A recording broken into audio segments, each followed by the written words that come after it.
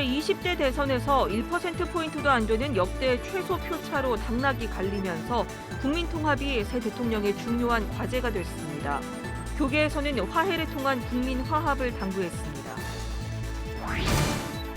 현재 우크라이나에서는 약 250만 명이 전쟁을 피해 국경을 넘었습니다. 하지만 아직 우크라이나에는 수많은 시민들이 고립돼 있는 가운데 이들에게 가장 필요한 건 음식과 의약품이라고 긴급 구호단체들이 밝혔습니다. 이런 가운데 국내 종교계와 시민사회 27개 단체들이 우크라이나 전쟁 반대 긴급구호연대를 결성했습니다. 국내 반전 캠페인은 물론 러시아의 전쟁 범죄를 고발하고 규탄한다는 계획입니다. 인생 산막을 살아가고 있는 조부모들을 위한 책, 성경적인 손주 교육이 발간돼 눈길을 끌고 있습니다. 가족 간의 갈등 해결 방법을 제시하는 책도 소개합니다.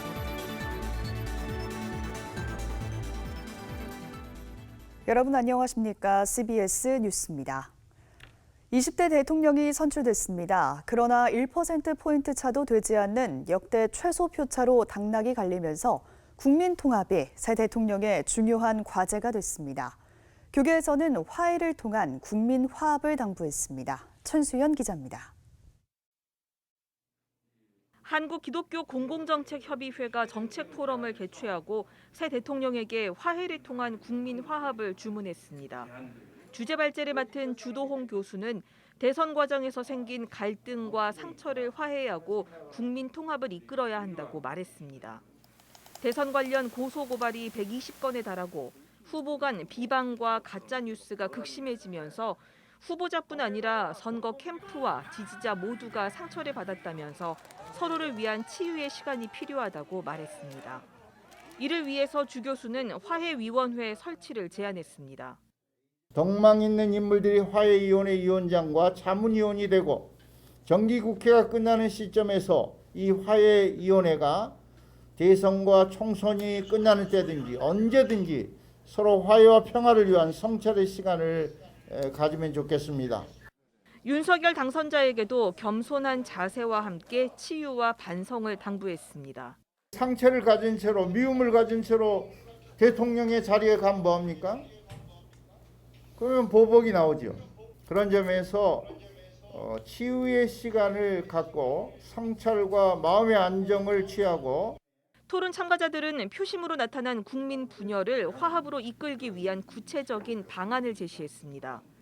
당파를 초월한 인재 등용과 통합정부 등 야당과의 협치가 강조됐습니다. 또 특정 지역, 특정 계층의 지지만으로는 사회통합이 어렵다면서 이를 반성하고 새로운 통합정책을 내놓아야 한다고 지적했습니다. 지역주의 극복 그리고 특정 계층의 높은 어떤 득표율을 갖는 어떤 양극화에 대한 문제죠. 이거는 계층에 대한 구도 이것을 넘어설 수 있는 정책이 실현될 때 국민 화합을 위한 어떤 길이 열리겠다. 토론 참가자들은 무엇보다도 예수 그리스도의 십자가 사건이 화해의 성경적 모델이라면서 그리스도인들이 분열과 갈등의 사회를 화해하고 화합하는 데 앞장설 것을 한 목소리로 촉구했습니다. CBS 뉴스 천수연입니다. 현재 우크라이나에선 약 250만 명의 피난민이 전쟁을 피해 국경을 넘었는데요.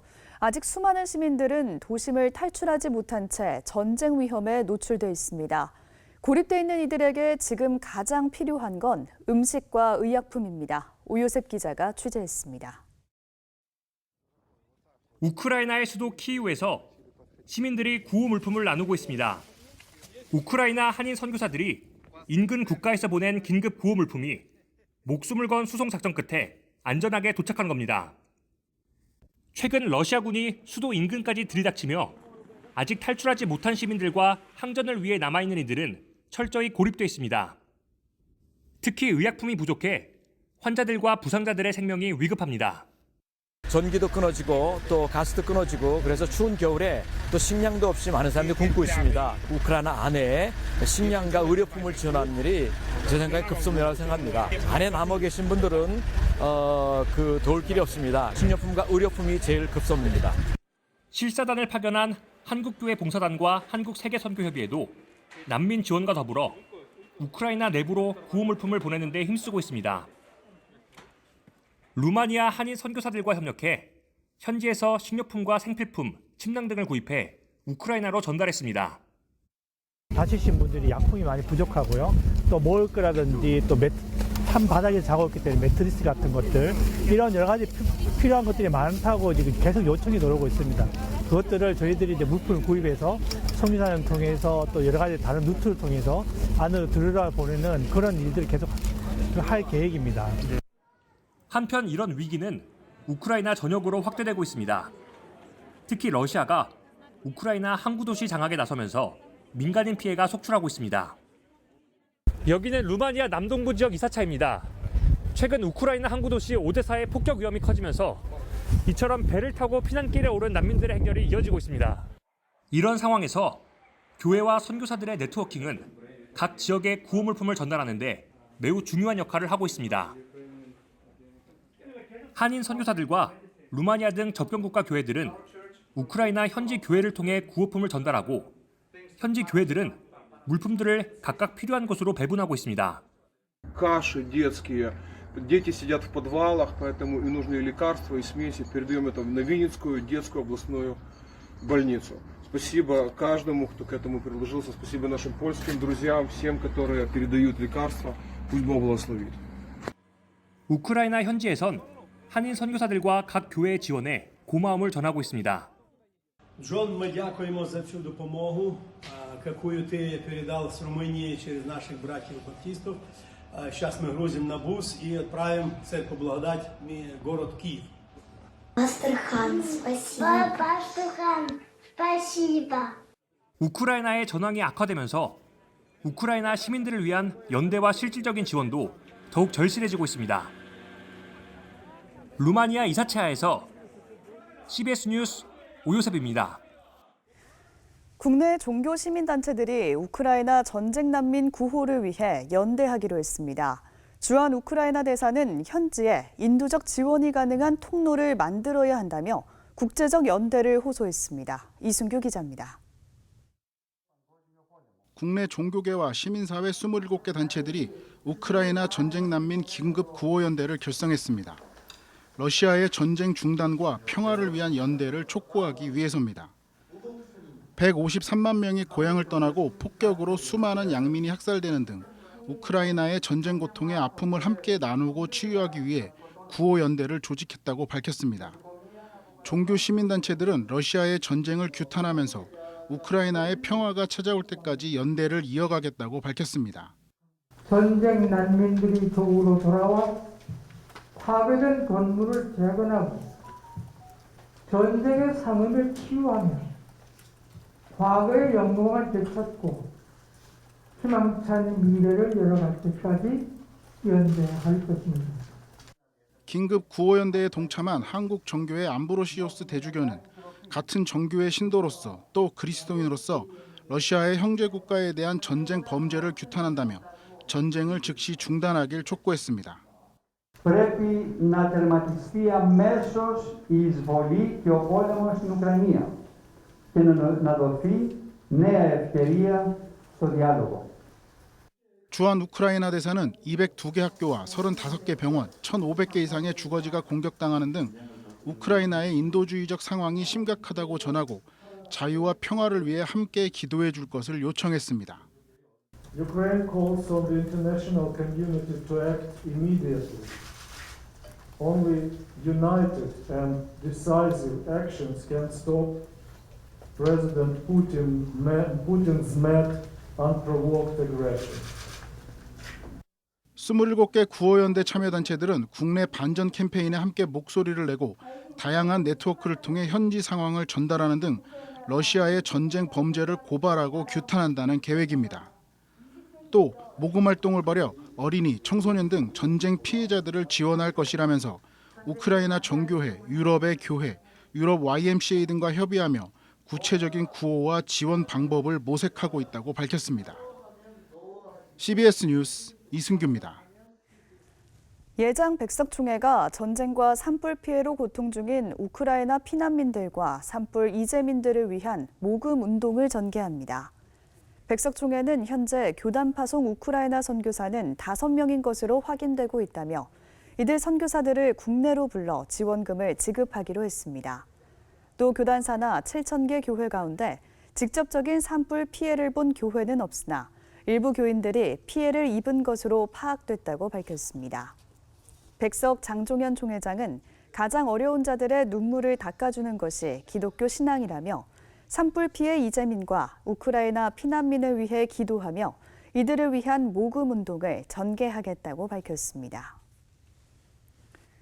여의도 순복음교회가 전쟁으로 고통받고 있는 우크라이나 현지 교회에 최근 구호금 5만 달러를 전달했습니다.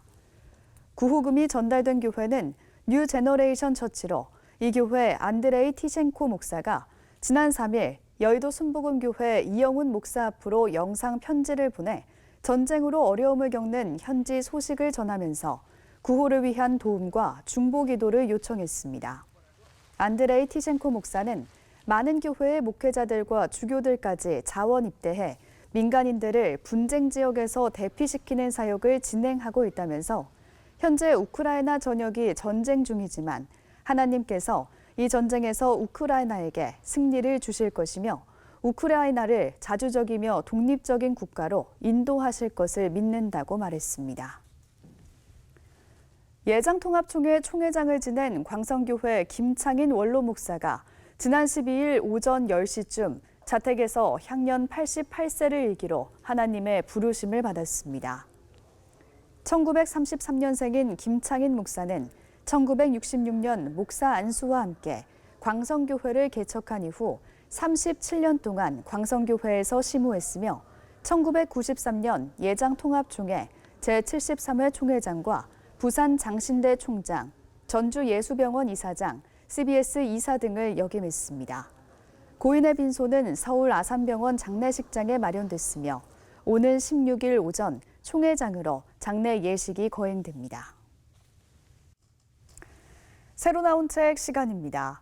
인생 산막을 살아가고 있는 조부모들을 위한 책 성경적인 손주 교육이 발간돼 눈길을 끌고 있습니다.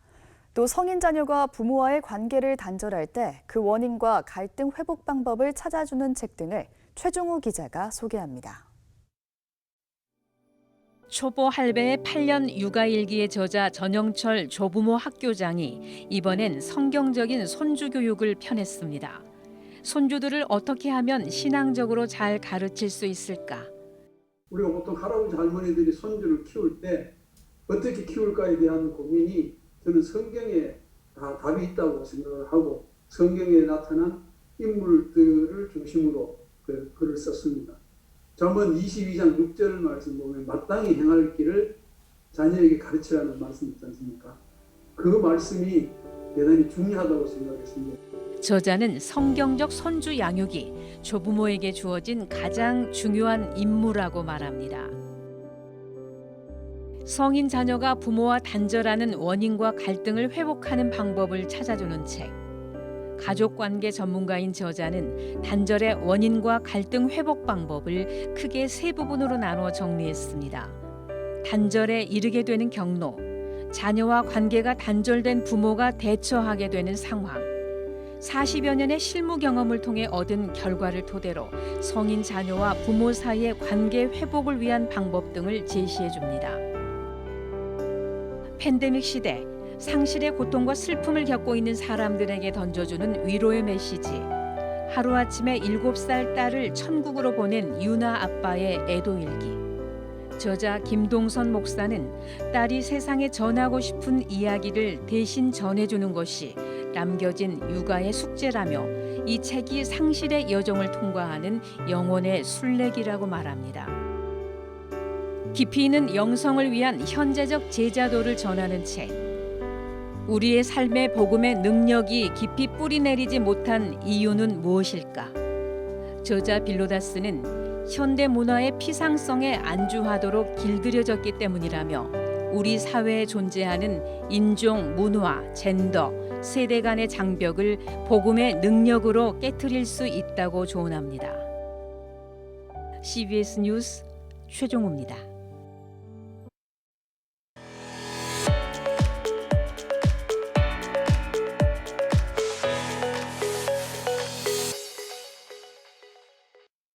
간추린 지역교계 소식입니다.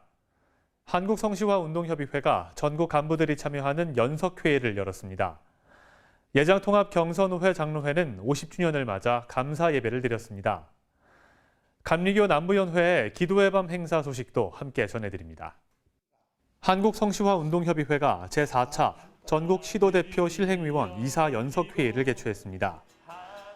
한국성시화운동협의회가 주최하고 부산성시화운동본부가 주관한 이번 회의에는 경남과 광주, 제주 등 전국 7개 지역 성시화운동본부의 대표와 실행위원 28명이 참석했습니다. 뜻을 합하고 마음을 합하고 말을 합하고 힘을 합해서 우리가 한국 복음화 성시화에 더 앞당기고 더 구체적으로 일을 하자고 우리가 마음과 뜻이 하나가 돼서 서로 도우며 또 배우며 그러면서 하려고 만든 단체입니다. 대한예수교장로회 통합교단 경선우회 장로회가 제50주년 기념 예배를 열었습니다. 예배에선 50주년을 축하하며 경선우회가 지금까지 걸어온 역사를 기록한 50년사 책자 전달식과 감사패와 감사장 수여식 등이 진행됐습니다. 저희 경서장로회는 회원들이 농촌에 인력이 부족하고 또 소외된 계층을 찾아가서 더욱더 복음을 전하고 어르신들을 병원에 모시고 다니고 그 소외된 계층을 위해서 더욱더 예수님의 마음으로 섬길 것을 저희들 약속하고 더 크게 나가서는 세계 선교를 한 몫을 담당할 수 있도록 노력하겠습니다. 기독교 대한감리회 남부연회가 기도로 코로나 상황을 극복하자는 취지의 기도의 날 행사를 가졌습니다. 우리의 삶의 모든 무너진 부분이 다시 한번 일어나자라고 하는 의미에서 우리가 다시 일어나서 빛을 받아다라고 하는 말씀으로 우리가 다시 이와 같이 일어나기 위해서 기도의 날을 시작했습니다. 이번 행사는 사순절 기간 기도로 3월 13일 주일부터 4월 10일 종려주일까지 열립니다.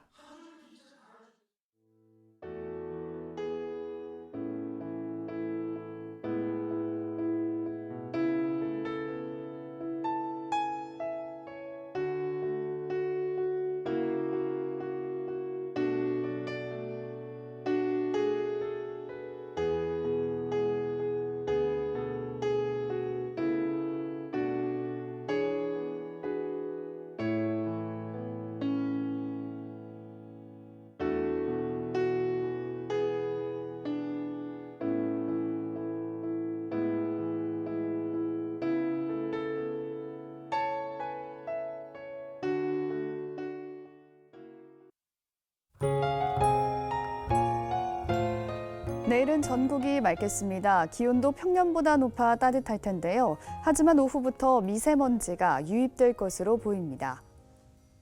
내일 아침 최저 기온은 영하 2도에서 영상 7도, 낮 최고 기온은 9도에서 21도로 예상됩니다. 이상으로 뉴스를 마칩니다. 함께해 주신 여러분 고맙습니다.